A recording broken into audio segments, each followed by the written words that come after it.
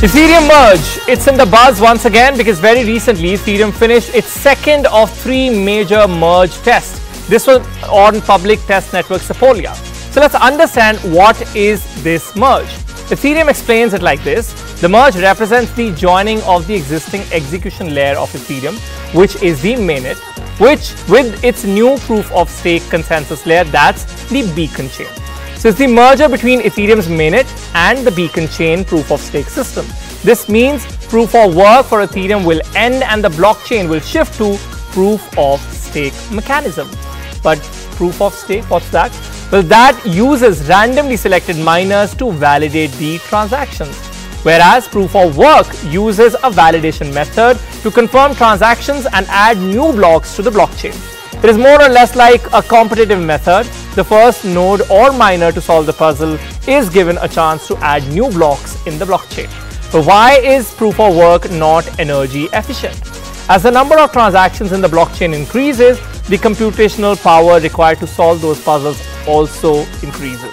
So high computational power is equal to increased energy consumption. Hence, Ethereum wants to move to proof of stake. Now comes a very important question, which is how are they doing it? Well, they launched a parallel proof of stake network, beacon chain, to test the proof of stake consensus process staking. It's separate from the Ethereum mainnet and is meant to be a network of stakers only. They say the merge will eliminate the need for energy intensive mining and instead secures the network using staked Ethereum. See, when stakes are high, you can't immediately make changes to your existing network or chain. So that's how they're doing it. You see the diagram, you have a mainnet, and then along with it there is beacon chain, and that's how they're bringing the change, and that's how they're eventually merging it. But as I told you in the beginning, there are total 3 tests that they're going to conduct. The third one is yet to happen. The final trial of the merge is set to occur on the Gorilla network over the next few weeks before the official merge on the Ethereum mainnet can be given the go ahead. But what do you need to do if you are an investor? Well, Ethereum says you do not need to do anything to protect your funds entering the merge. No action is required to upgrade on your part. More details will be discussed with our guest as well, as we have with us Rohas Nagpal, Chief Blockchain Architect, Hybrid Finance Blockchain, that's Hi-Fi, and Srijan Bhardwaj, Serial Entrepreneur. Both of you, a very warm welcome. So, of course, a quick reaction from both of you on this merge. We'll start with Rohas. Sure. So, as we all know that after this merge, Ethereum is going to move on to the proof of stake, which is supposed to be 99% better from the environmental point of view. But if I'm very honest, I am very apprehensive about this happening. See, in the world, when we look at it, proof of work is the only consensus mechanism that has been tested vigorously. For the last 10 plus years, Bitcoin has been running on it, Ethereum has been running, and many other chains are running. Sure. And all the hackers in the world have tried their best to break it, and they have not succeeded. Now, we don't know once it goes into proof of stake, how strong that is going to be. So, personally, I am very apprehensive about this migration. I have some counter questions, but before that, Srijan, what is your thought on it? I definitely agree with Rohas, and I also understand where the whole idea for proof of stake is coming. People say that the transaction fees is really high, the network gets congested, and that is why Ethereum developers chose proof of stake. But I definitely agree that proof of stake is a newer way to make sure that the transaction and everything on the network gets consensus. So it's going to be a little tricky to see how proof of stake actually rolls out. Okay, as both of you pointed a very similar point, Rohas, as you said, that, you're not very confident on proof of stake, but every time there's an environmental concern that arises out of Bitcoin or other controversies like these, experts have pointed, okay, proof of stake is probably one solution. If this is not ideal, what is the solution then? That's a very good question, and I don't really think environmental concerns should be the factor based on which we make such a major decision. Because if human beings want to actually cut down on environmental damage, then I think most of what we do should stop. Whether it is from the clothes we wear, I mean, the fashion industry consumes so much of energy. So I don't think that is the correct way to think when we are talking about a security issue on such a multi-billion-dollar platform. So I think that's the wrong way of looking about things. I mean, we could say the same thing about banks. Banks have employees who travel in AC cars, go to AC offices, take flights. Has anyone ever calculated that and come to a conclusion banks should be shut down? So I don't think this is the right way to think about it. That's my personal opinion.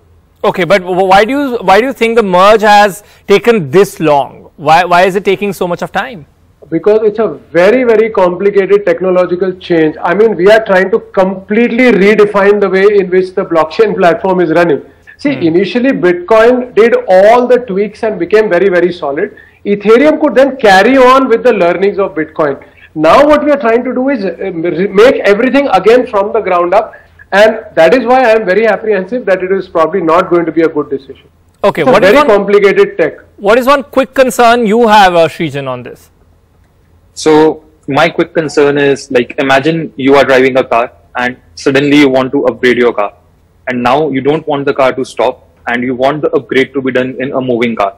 So what basically is happening with Ethereum is that Ethereum has already grown to a level and now the world wants that you should do the merge. But all the rollups and all the new stuff that is coming on for Ethereum has only been tested on the testnet. We have not really practically brought it. So this is why it's very risky, in my opinion. But then their explanation is that, that's why we have, another chain simultaneously running with it so that it's less risky. And of course, we have to remind ourselves that Ethereum is the second largest cryptocurrency after Bitcoin. So definitely it's a huge task. But Rohas, would you agree with their justification or explanation that they offer? No, because the testnets are not identical to the mainnet. So it is still a kind of a simulated situation, but the mainnet has a lot of different things which testnets don't have. So no, I don't agree with that logic.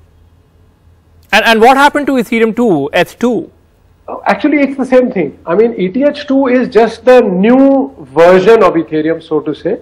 So all this is heading towards that direction. And it is not just this merge, it is also sharding and a few other changes which will come together. And the final version that we see is kind of what we can call as ETH2. It's the same thing. It's the same thing. And do you think there will be a price pump after the merge? You mean to say the ETH prices? Yeah.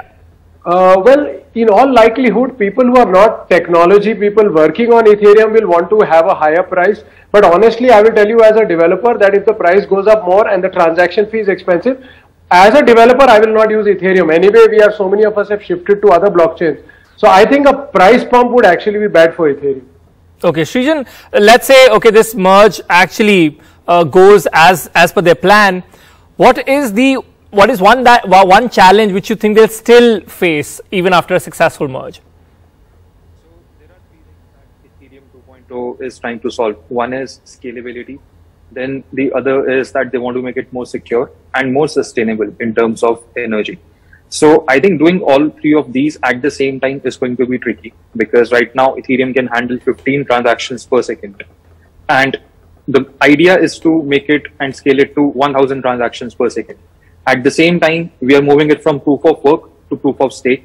And then we are also bringing other mechanisms like sharding and all the rollups and then all the future L2s that are planning to merge once all of this is done. So this is why I'm a little apprehensive that so many things are going. So my mind calculates this as a probability decision where every single thing has to go right in order to make sure that this is a success. And then a lot of experts have also been pointing out that sharding would be a very big challenge. Why do they say that?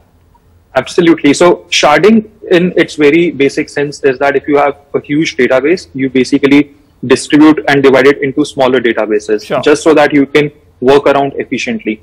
So if you go through and read all the stuff that the developers have written about sharding, what they are trying to do is that they're trying to create 64 new shards or 64 new chains. And initially only a small subset of data would be stored rather than each node having data of all the other nodes. So this is why sharding is being seen as something which is very, I would say, uncertain right now in terms of whether it would actually be really useful for the Ethereum mainnet or not. Last quick question from Rohas. Do you see any new use cases of Ethereum after the merge? No. So what is expected is that Ethereum would be faster and cheaper. So the use cases I believe would still remain decentralized finance and smart contracts, but hopefully they would become cheaper and faster. Sure. Thank you so very much for joining us for this conversation.